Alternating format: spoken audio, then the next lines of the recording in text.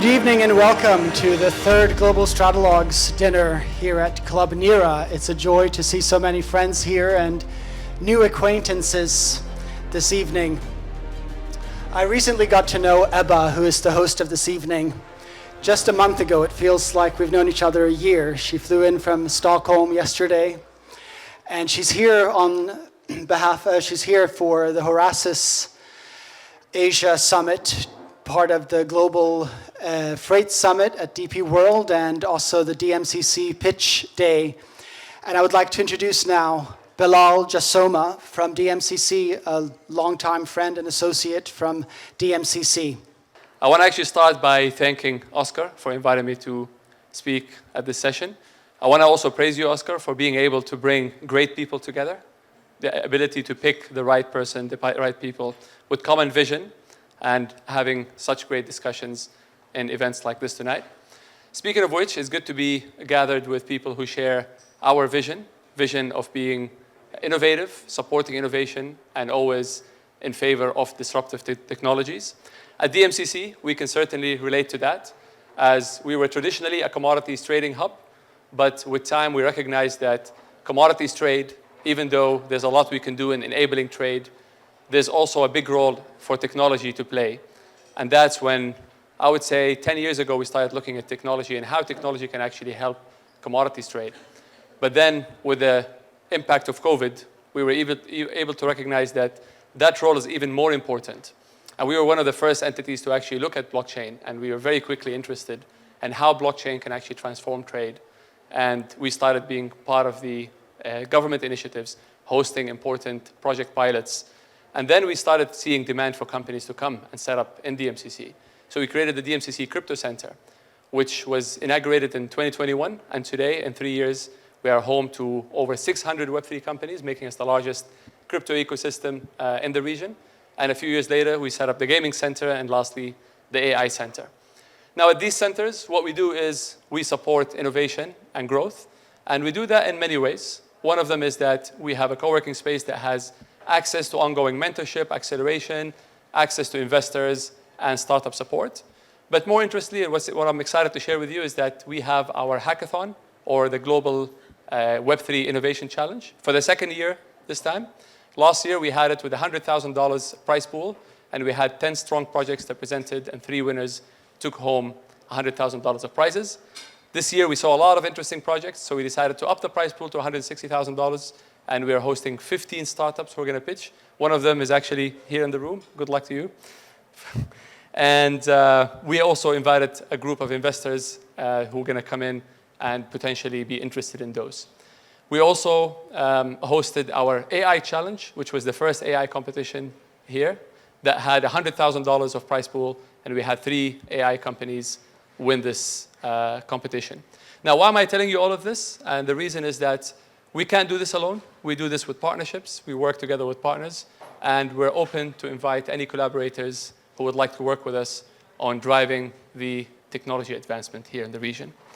So with that being said, I'm very happy to invite Ebba Theding, who's our host today, who is the co-founder and CEO of Venture 4+ Ventures. So Ebba, Belal, thank you for joining me on stage today. Ebba, you and I had a very nice podcast, which will be coming up for the Business Stratalogues very soon. And so that's kind of where we've based our questions off of today. So as a starting point, for those of the audience that don't know you, maybe you can introduce yourself, and then we'll start with the questions. Yeah. Okay, so I'm Ebba Theding, and I'm CEO of 4+ Ventures. Sometimes it's difficult to get the order of that right. And we are co-building and investing in blockchain-empowered tech companies and applications. And that means basically that we're betting that this technology that is really like an upgrade of the operative system of internet can do a lot of things that we couldn't do before. And we're trying to figure out what will be the next tech unicorns. So we're building different companies, basically. That's what we're doing. Belal, I don't know if you introduced yourself before, but did you just quickly want to... So I'm Belal Jassoma. I'm Director of Ecosystems at DMCC. There we go. Okay, fine. So Ebba, 4 Plus Ventures operates within predominantly at the intersection of 4 sectors, right? AI, blockchain, infrastructure, and sustainability. So how are you guys ensuring that, like, how is that affecting the technology of the future? Or how are you guys using those 4 pillars to build technology of the future, and how is that ultimately, in your view, going to impact the future in general? Well, I think this is like very exciting times, right? We get the AI, we've got also the blockchain, and we're in a time where we see this, I mean, I think great disorder to some respect. We saw the US election just earlier, and now we know that, but it seems like there's an order shift, power shift in order in the world. So we're kind of thinking that what we need to do is basically find new ways of creating organizations and collaborations and using technology to sort of help us collaborate, basically, and that's what blockchain is about. So we think that blockchain, the AI, a sustainability focus, and next generation infrastructure is what will be the foundation for everything we're going to build moving forward, and that's what we're betting on. Belal, did you maybe want to speak into what technologies you think are going to shape the future or be important for the future, and how they will impact everything else going forward? Yeah, sure. So we see this obviously in the impact on trade, and one of the examples is traceability. I mean, we have some of the luxury brands based in DMCC using blockchain for traceability of the luxury goods, and blockchain being immutable is the perfect technology to do that. Looking at Europe and the introduction of the digital product passport, it's going to be technologies like blockchain that's going to solve that problem and be able to overcome basically these regulations. Yeah. That's one example. Yes, just one example, exactly. With the evolution of tech, I mean, it's just endless possibilities, isn't it? So Ebba, going back to you then, you had mentioned in the past that you guys were using gaming as a playing field for experimenting with blockchain technologies. How is this going to affect other industries like the financial industry or healthcare? And can we use those same industries as a playing ground as well? Well, I think starting with games is a fairly safe way to elaborate with the technology, because if you try to do, in the company where I worked before, we did land registries. You don't want to do something wrong when you do a land registry, right? It needs to be safe. Or if you do a bank, or if you do a lot of the things that we need in our society. But when you do games, you can try the mechanics of collaboration, like how do you play together? How do you make something that is, both intriguing and attract people to be there? How can you tokenize things? That means how can you make sure that no one can tamper with something, the ownership right? There are a lot of things that you need to do when you do big games that you can then use the technology in other cases. So basically, gaming is a way of sort of living society, testing the technology, and that's what we're doing. We're trying it there, and then you can interpret it into other stuff. So it's a very, very important playground.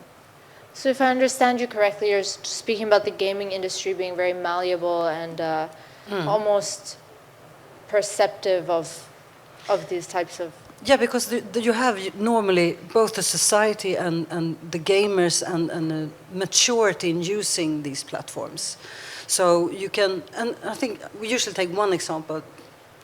We talk about the battle of interfaces. Everyone who runs a company or has an organization will always be fighting over the attention of the people you want to talk to. We all know that. That is one of the greatest complications of doing business in our times, right? But when you work with games, then you train and you understand the mechanics to make people stay on your platform and do what you are. So I'm thinking, when you look at games and think that that's just play and fun, then you should see that this is your next competitor. Why should someone want to go into the bank application and do their things? No, they want to be in a place where they are entertained, or at least get something back from doing it. And I think that is what we're learning by doing the games. Understanding how people behave, how you keep them, motivated, and how you can actually navigate things that you have to do, but in a way that's more attractive. Belal, yeah. Yeah, I fully agree. I mean, taking boring processes and gamifying it is something that we can do to basically attract more businesses to each business, right? I mean, DMCC, we're building our own metaverse space. Actually, we built it already. We're going to launch it in a couple of weeks maximum. And that's going to make the company, inquiring about setting up a company and doing business and setting up the company more fun in basically a game environment where you can go and interact with people, even connect with others, and have information even about our ecosystem partners and what benefits each service provider provides, in addition to advertising other opportunities and business matching. And I think that's the future. The metaverse, in my opinion, was too early for its age. It's very promising, but people are not ready for it. And the technology, I think, will get us there. Well, DMCC, from what I understand, they've done a big push or are doing a big push for gaming companies to come in, right? Like, you're very good pro gaming. Why is that? Because that obviously speaks to what you guys think of the sector in general. I mean, to start with, Dubai and the UAE is poised to host a lot of the gaming company with very high spend per capita on gaming, and very young and youthful population, very passionate about gaming in general. There's a big push now also on esports, and we see a lot more esports tournament happening. Last year, one of our member companies, Yalla Esports, hosted Compass, Yalla Compass, which is the biggest Counter-Strike CS2 competition in Abu Dhabi, and this year they're most likely going to do it also in Dubai. So it's actually competitions like this that actually bring more to the economy and help with tourism as well. And that's the reason also the Dubai government is interested in it. Fair enough. No, I love gaming and gamification, and I think it just has so many use cases, so I'm just, don't get me wrong. Ebba, when we spoke, you emphasized the importance of decentralization, but also control. So how do we maximize the benefits of decentralization while still protecting the people that use it? Well, I think there's so much to be said about the degree of control or not control, but I think the potential and the promise of this technology is basically that you can create platforms for collaboration. And then, of course, whatever collaboration is happening, it's difficult to say one way or the other. Of course, it could be very regulated, but I think at least regulations like the VAR you have here, it's proving, giving solid ground. But I think the using of the networks that you can put together is like using the intelligence of the many. You can get more input or more diverse input, and you can be more inclusive. And I think that is the promise, to actually have more perspectives and a broader base for the things that you do. So it's not just up to a little elite deciding on it. Makes sense. Belal, did you want to speak to anything about your views on decentralization, control? I mean, being the free zone authority, right?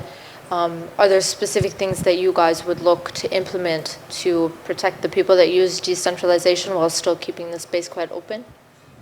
Yeah, indeed. And I want to go back also to your earlier point about technologies that are going to change the world. Obviously, RWAs, real world assets, is the trend. And at DMCC, we basically sit at the intersection of real world assets because we're the commodities trading hub. And gold is actually one of the area where there's biggest interest when it comes to commodities tokenization. The market cap for gold tokens has actually reached $1.2 billion earlier this year, with BaxG and other products taking the lead. And for us, we actually helped one of the gold companies in the MCC last year take off the ground, and they were able to tokenize their gold. And we see now there's a pipeline basically of interest that companies want to do that.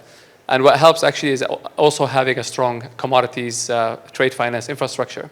We've got a system called TradeFlow that actually helps register commodities and transfer ownership of commodities without having to move it. So there's a warrant that gets issued, and that warrant actually guarantees that there's the gold based in that warehouse, and that even helps further the tokenization ecosystem. That's just one example. I mean, if you look at now, tokenization of real estate is the hot topic around the world, and even Dubai government is looking at that as well. And that's going to even give more access to smaller investors to be able to buy bigger assets, hence the fractionalization benefit. So in my opinion, this is one of the areas that is going to see the biggest growth. DMCC has always been at the forefront of these things. Like, you guys were one of the first free zones to release the prop trading license and like the cold storage. Like, there are a lot of things. So I'm happy to hear that you guys have now tokenized gold or have a company that's done this, because we get so many requests for stuff like this. So open to them? Yes, of course. Good. It's we have witnesses, yeah. So if I come to you. All right. So Ebba, my last question for you is, when we spoke, you were very pro UAE, right? Especially for what you're doing. So why is the environment here? What are the the positives or the elements of the environment here that are attracting you here that you think could be good for this technology? And then what is 4Plus planning to do in Dubai or in the region? Okay, thank you. That's a very nice question. I think this is what I like about the UAE.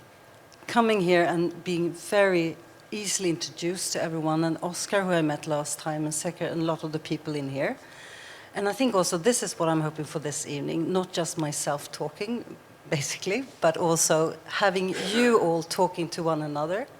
And I know also in this audience, we made a list of people that we wanted to see here, and all of you are here now. And there are so many different angles here. I mean, we have the trade finance, we have the post office here, we have the DMCC, we have all these interesting actors that are part of this room.